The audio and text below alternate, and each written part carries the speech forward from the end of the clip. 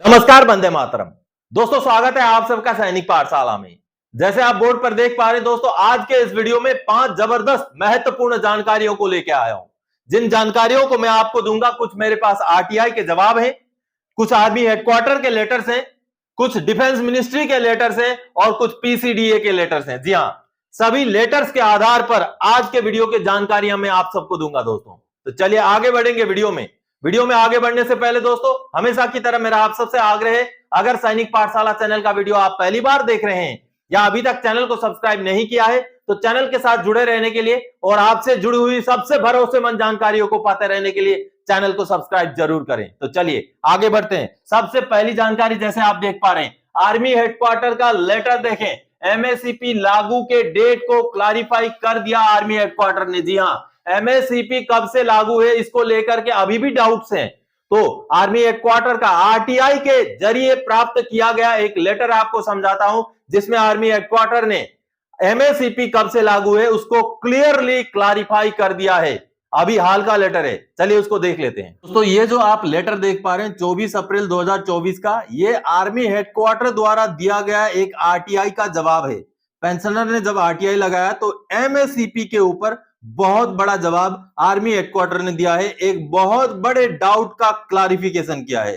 दोस्तों, जैसे आप यहां पर हेडिंग देख पा रहे हैं, right to information act 2005 MSCP, यानी कि एमएससीपी के ऊपर राइट टू इंफॉर्मेशन एक्ट 2005 के तहत जवाब दिया गया है पेंशनर को। पहले तो उनका आरटीआई एप्लीकेशन का यहां पर रेफरेंस है, उसके बाद additional information on para 3 an extract of para 2 of note concerned agency of this headquarter is given as under, यानी कि जो मूल बात है किसी एक नोट का, उसको यहां पर नीचे दिया गया है। देखिए, this directorate has not issued any letter void which validity of government of India MOD letter number so and so 25 July 2018 has been quashed, यानी कि हमने आर्मी हेडक्वार्टर ने ऐसा कोई भी लेटर जारी नहीं किया है जिससे हमने भारत सरकार के 25 जुलाई 2018 का जो एमएससीपी का आदेश था उसको रद्द किया हो, क्वैश किया हो। अब मैं आपको दिखाऊंगा आगे कि 25 जुलाई 2018 का जो भारत सरकार का ऑर्डर है वो क्या बोलता है। ये रहा दोस्तों 25 जुलाई 2018 का भारत सरकार का रक्षा मंत्रालय का लेटर, जो कि सारे के सारे चीफ ऑफ जो आर्मी स्टाफ वगैरह है उनको दिया गया था। और ये लेटर था मॉडिफाइड एस्यूड कैरियर प्रोग्रेशन, यानी कि एमएससीपी से जुड़ा हुआ। और इस लेटर में सबसे महत्वपूर्ण जो बात थी वो इस लाइन में, यहां पर जो पैराग्राफ आप देख पा रहे हैं इसमें थी दोस्तों। और महत्वपूर्ण बात क्या थी दोस्तों, कि भारत के जो माननीय प्रेसिडेंट हैं, जो राष्ट्रपति हैं, वो इस बात को अनाउंस करते हैं कि जो एमएससीपी का डेट पहले फॉर, यानी कि जो था 1 सितंबर 2008, उसको अभी रीड यानी कि बदल करके कर दिया गया 1 जनवरी 2006। यानी कि ये लेटर और 24 अप्रैल 2024 का आर्मी हेडक्वार्टर का आरटीआई का जवाब इस बात को तस्दीक करते हैं कि एमएससीपीएस भारत सरकार द्वारा आर्मी नेवी एयरफोर्स के लिए 1 जनवरी 2006 से लागू है। तो आप सबने देखा दोस्तों कि आर्मी हेडक्वार्टर को भी कोई डाउट नहीं है कि एमएससीपी 1 जनवरी 2006 से ही लागू है। चलिए अगली जानकारी की ओर आगे बढ़ते हैं। रिकॉर्ड ऑफिस ने मांगे डॉक्यूमेंट्स पुराना एरियर के भुगतान के लिए पीएओआर से। जी हां, पीएओआर से भी पेंशनर्स को एरियर का भुगतान होता है। मान लीजिए आपका कोई पुराना ऐसा बकाया बचा हुआ है जो आपके सर्विस के दौरान का बकाया है, आपका कोई पार्टू ऑर्डर बाद में एडजस्ट हुआ या किसी ने कोर्ट केस कर दिया, वो जीत गया, उसके आधार पर आपको भी मिलना है, तो इस तरीके के जो बकाये होते हैं वो पीएओआर से मिलने होते हैं। तो चूंकि आपका रिटायरमेंट का काफी समय हो चुका है, पीएओआर के पास, रिकॉर्ड ऑफिस के पास आपका लेटेस्ट अकाउंट डिटेल्स नहीं होता है, तो इस वजह से ये जो सामने आप देख पा रहे हैं लेटर, ये लेटर रिकॉर्ड ऑफिस ने पेंशनर को भेजा है और उनसे कुछ दस्तावेज मांगे गए हैं। दोस्तों, जैसे आप देख पा रहे हैं, मैंने 2 लाइनों में अंडरलाइन लगा रखा है, रेड कलर का मैंने अंडरलाइन किया है।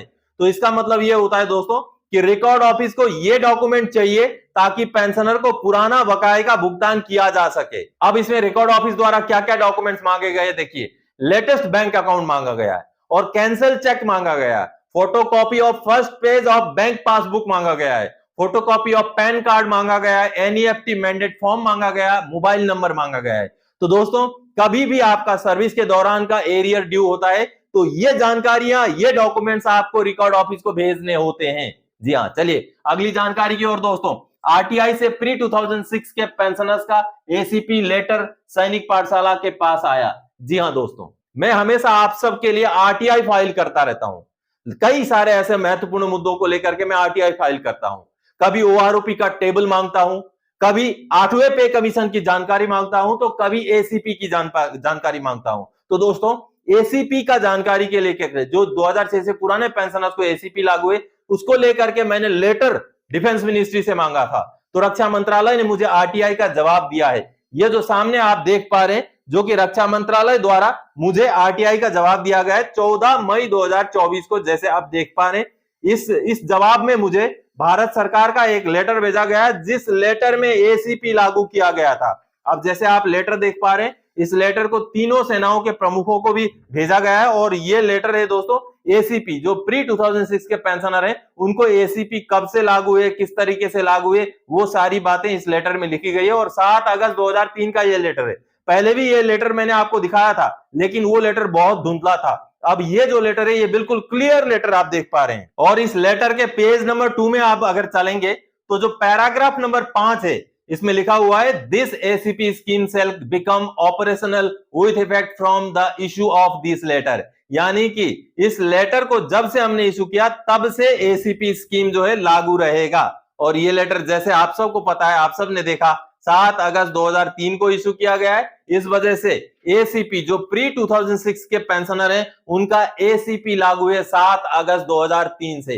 दोस्तों, एसीपी केवल नायक और हवलदार ग्रेड का ही मिलता है। यानी कि आप नायक से नीचे हैं तो नायक का मिलेगा, हवलदार से नीचे हैं तो हवलदार का मिलेगा 10 साल और 20 साल सर्विस कंप्लीट होने पर। और ये 31 दिसंबर 2005 तक लागू है, क्योंकि 1 जनवरी 2006 के आगे फिर एमएससीपी लागू किया गया है। चलिए अगली जानकारी की ओर दोस्तों, कम्यूटेशन को लेकर छाई है चौतरफा खुशखबरी। न्यूज़पेपर से लेकर के सोशल मीडिया तक फॉर्म भी हुए हैं वायरल। अब लाखों रुपए की बचत पेंशनर्स की। क्या ऐसा होने जा रहा है?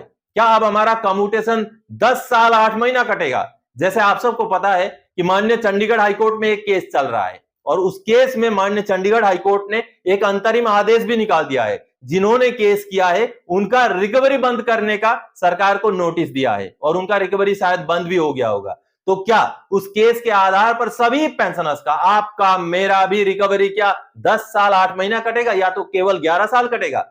क्योंकि आप सब भी देख रहे होंगे, कई सारे मीडिया में, चाहे न्यूज़पेपर हो, चाहे सोशल मीडिया हो, यूट्यूब हो, व्हाट्सएप हो, कहीं भी आपको शायद ये खबर मिल रही होगी कि अब हमारा कम्यूटेशन 11 साल ही कटेगा, और आपको हो जाएगा 3 साल का, 4 साल का बचत हो जाएगा, लाखों रुपए आपके बच जाएंगे। क्या ये सच्चाई है? और कई सारे पेंशनर्स जिनका ऑलरेडी कम्यूटेशन कट के खत्म हो गया, 2 साल 4 साल 5 साल पहले ही कट के खत्म हो गया, 15 साल उन्होंने दे दिया, तो क्या उनका भी वापस होगा पैसा जो एक्स्ट्रा कटा गया है 11 साल से ऊपर, यानी कि 4 साल का पैसा, क्या उनको भी वापस होगा? ऐसा पेंशनर सोचने लगे हैं अभी। लेकिन आप सबको एक बात क्लैरिफाई कर दूं, अभी वो केस चल रहा है, फाइनल जजमेंट नहीं आया है। आप सोशल मीडिया या मीडिया के इस बहकावे में ना आए कि आपका भी अब हो ही गया है।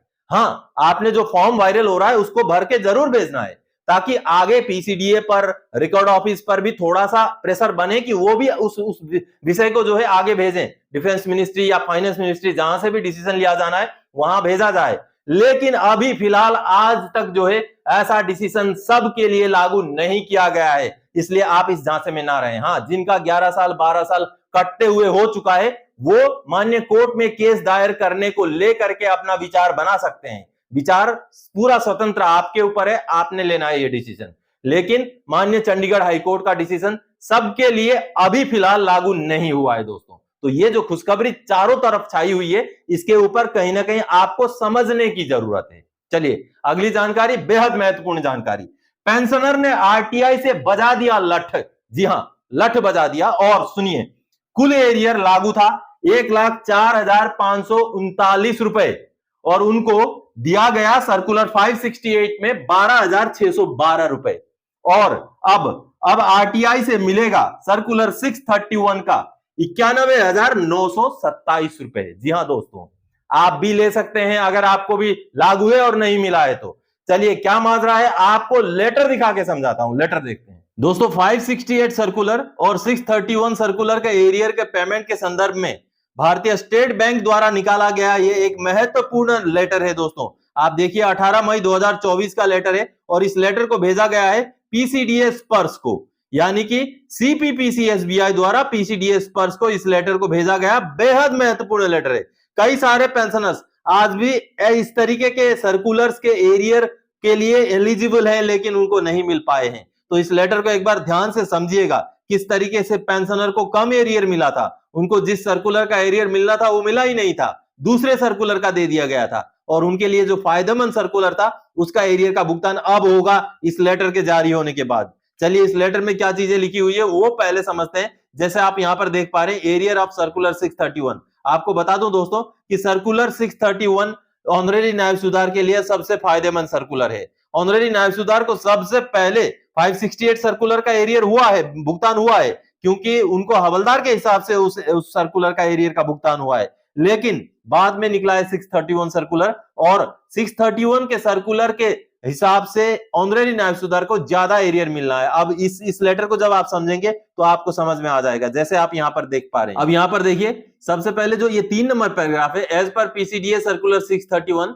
द बेसिक पे या basic pension is to be revised as rupees 8,330 from rupees 7,601 from 1 January 2006 to 30 June 2014 and a pension arrear of rupees 91,927 is to be paid to the pensioner after adjusting already paid area of rupees 12,612 wide circular 568, यानी कि उनको 568 circular के हिसाब से 12,612 रुपए का भुगतान हुआ था, जबकि अब उनको 631 सर्कुलर के हिसाब से और ऊपर से 91,927 रुपए का भुगतान होगा। बीइंग ए स्पर्श migrated case the same pensioner arrear में बी पेड बाय स्पर्श, यानी कि अभी उनका स्पर्श में माइग्रेशन हो गया है तो स्पर्श द्वारा इसका भुगतान कर दिया जाए। ये देखिए अब इसमें मैं कैलकुलेशन शीट दिखाता हूं आपको, कैलकुलेशन शीट भी जारी किया गया। ये देखिए कैलकुलेशन शीट, बकायदा पेंशनर का नाम यूनुस अली, आगे पूरा अब जनवरी 2006 से लेकर के ये देखिए कैसे डिफरेंस बन रहा था। 568 सर्कुलर और 631 सर्कुलर का ये डिफरेंस